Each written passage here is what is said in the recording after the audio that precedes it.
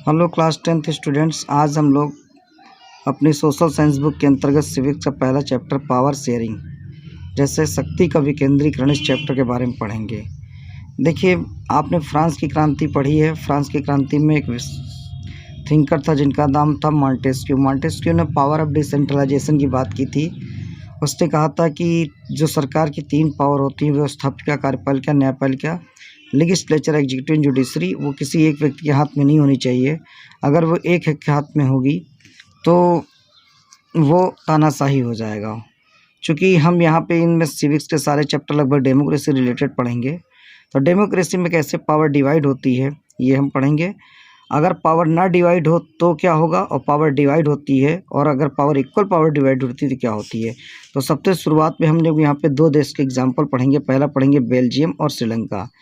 Belgium Europe का एक छोटा सा देश है। उसका हम लोग पूरा वहाँ पे पॉपुलेशन कंपोजिशन समझेंगे, और उसके बाद फिर हम लोग श्रीलंका के बारे में पढ़ेंगे, वहाँ पे पावर शेयरिंग क्या थी। तो सबसे पहले हम लोग ये बेल्जियम का नक्शा देख रहे हैं। इस नक्शे को मैंने अपनी कॉपी में बना भी रखा है, और इसके एक एक बातें हम पढ़ते जा रहे हैं। हमारी कॉपी में बना हुआ है यही नक्शा। तो ये यहाँ पे सिविल स्ट्रगल चला। बेल्जियम में सिविल स्ट्रगल का मतलब होता है देश के अंदर शक्ति को लेकर के गृह युद्ध चला 1950 के 60 दशक में। अब पहले हम बेल्जियम के बारे में देखते हैं। ये बेल्जियम का नक्शा है। बेल्जियम की राजधानी ब्रुसेल्स है। ये उसके 2 स्टेट्स हैं मुख्य रूप से, फ्लैंडर्स और वैलोनिया। यहाँ पे अब हम देखते हैं यहाँ का एथिकल कंपोजिशन क्या है। यहाँ पे दिया हुआ है map showing 3 major regions. Map में दिखाया गया 3 मुख्य regions. Brussels in the centre, Brussels ये सेंटर में है। Flanders in the northern part, Flanders जो है ये आपका उत्तर में है, और ये साउथ है। ये वैलोनिया है, वैलोनियन सदर्न हाफ।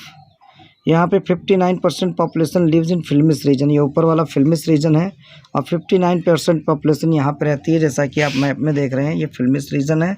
यहाँ पे 59% पॉपुलेशन जो है डच लैंग्वेज बोलती है। इसका दूसरा पार्ट है वैलोनिया। वैलोनिया में 40% पॉपुलेशन जो है यहाँ पे फ्रेंच बोलती है। तो कहने का मतलब अगर पूरे देश का देखा जाए तो यहाँ पे 59 करीब 60%, 1% यहाँ पे जर्मन भी बोलते हैं। तो करीब 59% यहाँ पे डच बोलने वाले लोग, यानी पूरे देश में डच बोलने वालों की संख्या ज़्यादा है, फ्रेंच बोलने वालों की संख्या कम है। अब यहाँ पे हम देखते हैं, यहाँ ब्रुसेल्स की कहानी बिल्कुल उल्टा है।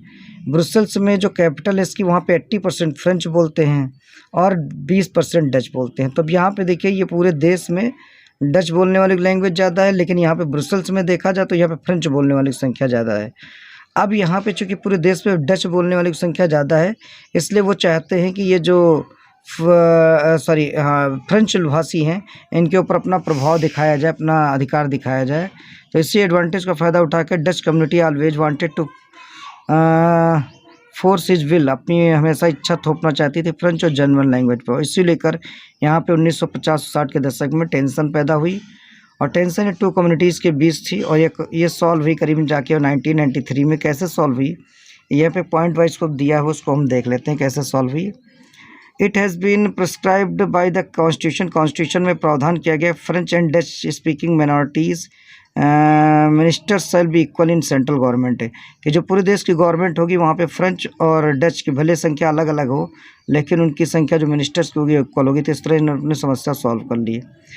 Special laws would require the support of majority of members from each linguistic group, यानी अदर वर्ड्स में कह सकते हैं no single community could be unilateral decision. कोई भी सिंगल कम्युनिटी, चाहे डच हो चाहे फ्रेंच हो, वो कोई एक अकेले डिसीजन नहीं लेगी, मिलकर डिसीजन लिया जाएगा। Many powers of central government, central की बहुत सी पावर थी वो स्टेट गवर्नमेंट्स में बांट दी गई। State government are not consider to sovereignty, और जो राज्य सरकारें थी उनको अपने अधीन नहीं समझा गया सेंट्रल गवर्नमेंट के, यानी दोनों सरकारों की पावर बराबर होगी। जो ब्रुसेल्स की सबसे बड़ी दिक्कत थी, वहाँ पे सेपरेट गवर्नमेंट होगी अलग, यानी स्टेट गवर्नमेंट से अलग होगी, और वहाँ पे कम्युनिटी गवर्नमेंट भी रिप्रेजेंट करेगी। French speaking people had accepted equal representation of Brussels because Dutch speaking people have accepted equal representation central. यहाँ पे आपको बता दें, सेंटर में जैसे पूरे देश में डच पीपल स्पीकिंग थे, तो डच लोगों ने फ्रेंच भाषा को स्वीकार कर लिया, और फ्रेंच वालों ने डच को स्वीकार कर लिया। तो इस तरह बेल्जियम मॉडल जो था, जो उन्होंने अपनी समस्या को, भाषा की समस्या को सॉल्व कर लिया, और वहाँ पे लड़ाई झगड़ा ख़त्म हो गया। अब इसके उलट श्रीलंका में क्या होगा वो हम लोग नेक्स्ट वीडियो में देखेंगे।